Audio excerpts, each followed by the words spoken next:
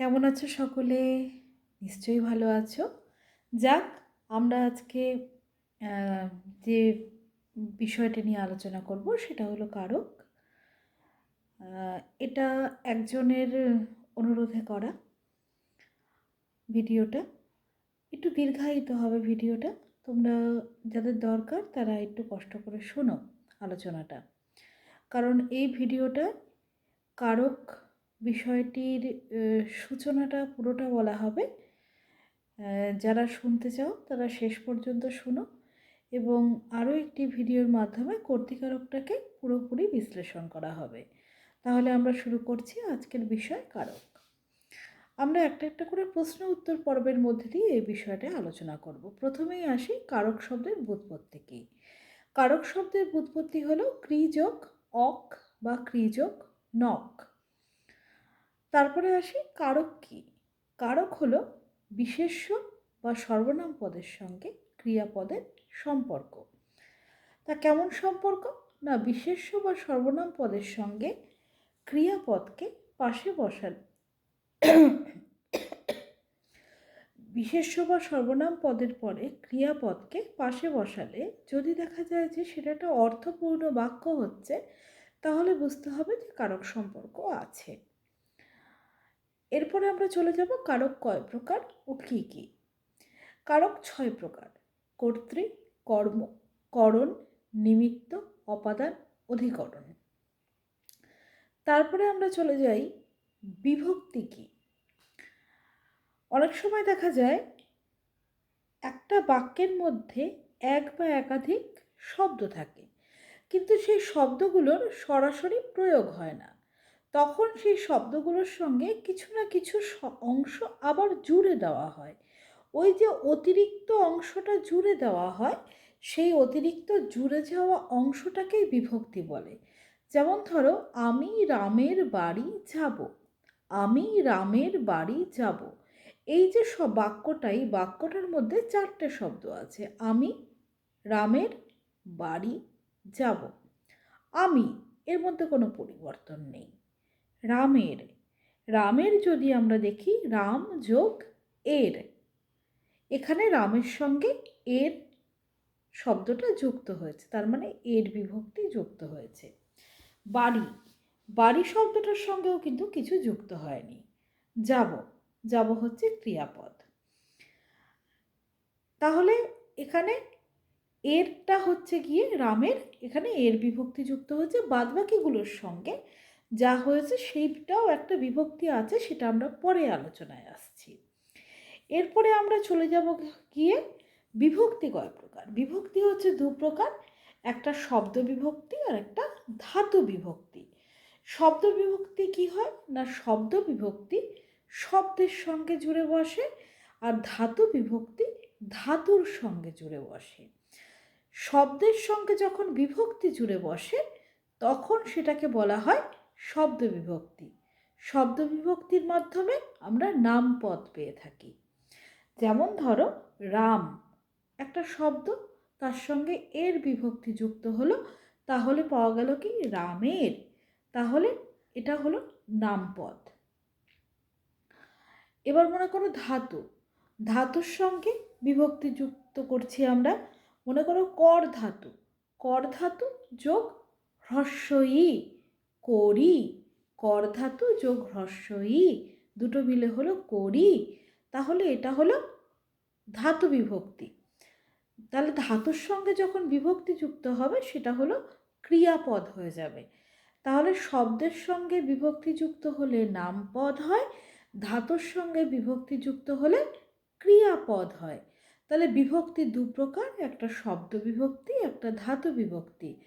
ধাতুর সঙ্গে বিভক্তি যুক্ত হলে ক্রিয়াপদ হয়, শব্দের সঙ্গে বিভক্তি যুক্ত হলে নামপদ হয়।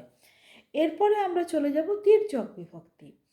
তির্যক বিভক্তি কি না, একাধিক কারকে যে বিভক্তি যুক্ত হয় তাকে তির্যক বিভক্তি বলে। যে বিভক্তি একাধিক কারকে ব্যবহৃত হয় তাকে তির্যক বিভক্তি বলে। যেমন ধরো এ বিভক্তি, এ বিভক্তিটা সাধারণত প্রায় সব কারকেই ব্যবহার হয়ে থাকে, তাই এ বিভক্তিটাকে তির্যক বিভক্তি বলা হয়ে থাকে। এরপরে চলে যাব আমরা নির্দেশক। নির্দেশকের কাজ কি? বচন নির্দেশ করা। বচন মানে সেটা এক বচন না বহু বচন। যেহেতু বাংলায় দ্বিবচন নেই, তাই এক বচন না বহু বচন অর্থাৎ সিঙ্গুলার না প্লুরাল সেটা নির্দেশ করাই হচ্ছে গিয়ে নির্দেশকের কাজ। এই গেল নির্দেশক। এরপরে চলে যাব অনুসর্গ। অনুসর্গ কি? অনুসর্গ হচ্ছে গিয়ে শব্দের পরে বসে, যেটাকে আমরা বলতে পারি সাফিক্স বলতে পারি আমরা, যেটা শব্দের পরে বসে কিন্তু পৃথক অস্তিত্ব নিয়ে বসে। যেমন ধরো গাছ থেকে ফলটা পড়লো, গাছ থেকে, এখানে থেকেটা হলো একটা অনুসর্গ। অনুসর্গকে কি বলা হয়? অনুসর্গকে পরসর্গও বলা হয়, কর্মপ্রবচনীয়ও বলা হয়ে থাকে। তাহলে এই গেল অনুসর্গ। অনুসর্গ শব্দের পরে বসে, আলাদাভাবে বসে। বিভক্তি আর অনুসর্গের পার্থক্য। বিভক্তি আর অনুসর্গের পার্থক্য কি? বিভক্তি শব্দের পরে শব্দের সঙ্গে জুড়ে বসে, আর অনুসর্গ শব্দের পরে শব্দের থেকে পৃথক হয়ে বসে। এই গেল বিভক্তি আর অনুসর্গের পার্থক্য। এরপরে আরেকটা বিষয়, যেটা আমাদের প্রত্যেকটা কারকের একটা প্রশ্ন চিহ্ন রয়েছে। যেমন ধরো কর্তৃকারকের প্রশ্ন চিহ্ন হচ্ছে গিয়ে কে কার। এই প্রশ্নগুলো কাকে করতে হবে? না ক্রিয়াপদের কাছে করতে হবে। ক্রিয়াপদের কাছে যদি কে কার দিয়ে প্রশ্ন করি, উত্তরে যা পাবো কর্তৃ। ক্রিয়াপদের কাছে যদি কি কাকে দিয়ে প্রশ্ন করি, উত্তরে যা পাবো কর্ম। ক্রিয়াপদের কাছে যদি কিসের দ্বারা দিয়ে প্রশ্ন করি, উত্তরে যা পাবো করণ। ক্রিয়াপদের কাছে যদি কি জন্য দিয়ে প্রশ্ন করি বা কিসের নিমিত্ত দিয়ে প্রশ্ন করি, যা পাবো নিমিত্তকারক। আরও একটা বিষয় রয়েছে, নিমিত্তকারকের আরও একটা নাম আছে, যেটাকে সম্প্রদান কারক বলা হয়। এক্ষেত্রে নিঃশর্ত দান বোঝায়। যেমন ধরো সর্বকর্মফল শ্রীকৃষ্ণের সমর্পণ করো, এখানে শ্রীকৃষ্ণের চরণে সমর্পণ করার কথা বলা হচ্ছে, তার মানে এখানে নিঃশর্ত দান বোঝাচ্ছে। সুতরাং নিঃশর্ত দান বোঝালেও সম্প্রদান কারক হয়।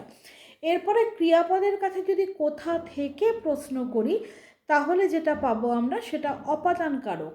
ক্রিয়াপদের কাছে যদি কোথায় দিয়ে প্রশ্ন করি, সেক্ষেত্রে আমরা যেটা পাবো সেটা অধিকরণ কারক। এবং অধিকরণ কারকের ক্ষেত্রে স্থান, বিষয়, সময় এই তিনটে বিষয়কে দেখা হয়। যদিও বিষয়ের ক্ষেত্রে যেটা হয়, সেই বিষয়টায় দক্ষ না অদক্ষ সেটা দেখা হয়। বিষয়টায় যদি দক্ষ বা অদক্ষ দেখা হয়, তবেই সেটা অধিকরণ হয়। যেমন ধরো রাম অঙ্ক কষে, সেক্ষেত্রে যদি অঙ্কর তলায় দাগ দেওয়া থাকে, অঙ্কটা বিষয়, আমরা প্রশ্ন করব ক্রিয়াপদের কাছে রাম কি কষে, অঙ্ক কষে, সেক্ষেত্রে কর্মকারক হবে।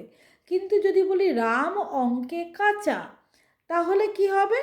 অঙ্কটায় রামের দক্ষতা বোঝাচ্ছে না, রামের অকর্মণ্যতা বোঝাচ্ছে, বা রাম যে অদক্ষ অঙ্কে সেটা বোঝাচ্ছে। তাহলে কি হচ্ছে? সেক্ষেত্রে অধিকরণ কারক হয়ে যাবে। তাহলে এইটুকু গেল কারক নিয়ে আমাদের প্রথম পর্বের আলোচনা। এর আগে কারক নিয়ে 3টে পর্ব আমার চ্যানেলটাতে আছে, তোমরা সেটা দেখে নিও। এইটা শুধুমাত্র আমার এক ছাত্রের জন্যই করা এই ভিডিওটা। তা তোমাদের যাদের ভালো লাগবে তারা দেখো, আর যদি মনে হয় চ্যানেলটা সাবস্ক্রাইব করবে, অবশ্যই করার অনুরোধ থাকলো। আমি পরের পর্বটায় কর্তৃকারকটা সম্পূর্ণটা নিয়ে আসব। সঙ্গে থেকো, পাশে থেকো, সবাই সবার জন্য ভালোবাসা রইল। আমার চ্যানেলটা সাবস্ক্রাইব করার অনুরোধও সঙ্গে থাকলো। ভালো থেকো সবাই।